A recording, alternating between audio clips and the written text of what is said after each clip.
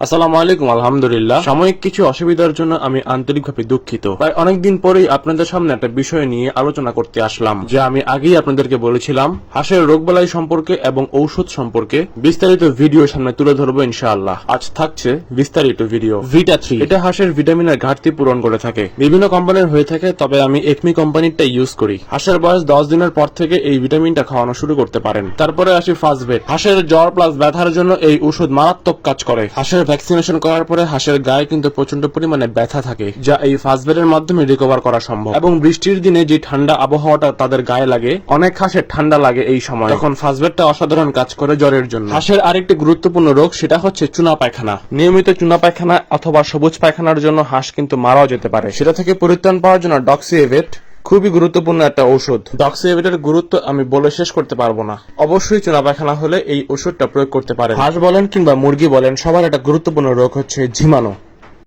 জীবাণু হলে আমরা কোন ওষুধটি প্রয়োগ করি, সেটি হলো এই থায়াবিন। এটি বিভিন্ন কোম্পানির থাকে, আবার থায়াবিন নামেও আরেকটা ওষুধ রয়েছে। আমরা এই থায়াবিনটা ইউজ করি। এটা সবচেয়ে বেস্ট কাজ করে আমার মতে। টানা 3 দিন খাওয়ালে ইনশাল্লাহ জীবাণু সব দূর হয়ে যাবে। অনেকে আমাকে অনেক কথা বলেছেন, ভাই আপনার হাঁসগুলো তো তাড়াতাড়ি বড় হয় কেন, বা কি বা খাওয়ানো, অনেক কিছুই বলেছেন। সাধারণত হাঁস বড় হয় তার পরিবেশের উপরে। দ্বিতীয় সবচেয়ে গুরুত্বপূর্ণ একটা বিষয় হচ্ছে হাঁস কোন গ্রেডের আপনি নিচ্ছেন। আপনি যদি এ গ্রেডের হাঁস নেন, অবশ্যই হাঁস তাড়াতাড়ি করে বৃদ্ধি পাবে, কিন্তু অন্য গ্রেডের হাঁস নিলে এত তাড়াতাড়ি বৃদ্ধি পাবে না, কোনো কখনোই সম্ভব নয়। যদি কখনো অন্য গ্রেডের হাঁস পড়েও যায় বা হাঁস বড় হচ্ছে না দেখতেছেন, তাহলে আপনারা এই ভাইটাল অ্যামাইনোটা খাওয়াতে পারেন। তবে আমি আবারও বলছি, সবসময় চেষ্টা করবেন হাঁসকে প্রাকৃতিক ভাবে বড় করার। এই ভাইটাল অ্যামাইনো খুবই ভালো কাজ করে, হাঁসের গ্রোথটাকে বাড়িয়ে দেয়। তবে এটি খাওয়ালে আর একটা ক্ষতির দিকও আছে, সেটা হচ্ছে তাদের লিভার এবং কিডনিতে প্রেসার পড়ে, যার ফলে আপনারা ভাইটাল অ্যামাইনো খাওয়ানোর আগে এই লিভারভিটটা খাওয়াবেন, অর্থাৎ লিভারটাকে স্ট্রং করবে, এবং পরে এই নেফটনিক ভ্যাটটা ইউজ করবেন। ভাইটাল অ্যামাইনো খাওয়ানোর সাথে এই নেফটনিক ভ্যাটের সম্পর্ক রয়েছে। Vital amino